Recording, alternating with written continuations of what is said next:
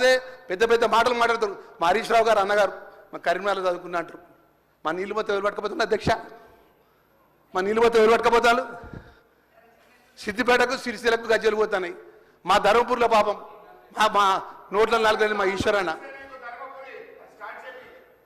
తప్పకుండా అధ్యక్ష, తప్పకుండా మా గౌరవ ముఖ్యమంత్రి వర్యులు, మా జిల్లా సంబంధించిన మంత్రివర్గ శ్రీధర్ బాబు గారు, పొన్న ప్రభాకర్ అన్న వారందరి సహకారంతో పత్తి బాగ దగ్గర నువ్వు వచ్చి దొరగారి ఇట్లా పండుకున్నావు, నీళ్ళు ఇస్తాను, ఇచ్చినావు మాకు అధ్యక్ష?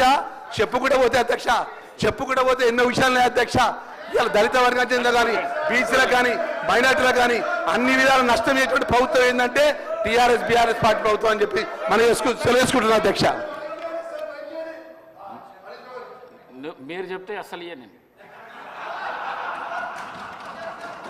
గౌరవ సభ్యులు హరీష్ స్పీకర్ సార్,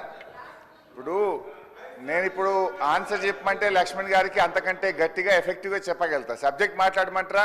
వాళ్ళనేమో ఏదంటే అది అలో చేస్తారు, నన్నేమో సబ్జెక్ట్ కన్ఫైన్ చేస్తారు. ఎట్లా సార్ ఇది? వారు కొత్త సభ్యులు, మీరు సీనియర్ అధ్యక్ష, ఐ విల్ కన్ఫైన్ సార్. మీ యొక్క గౌరవాన్ని, సభ గౌరవాన్ని కాపాడే ప్రయత్నం చేస్తాం.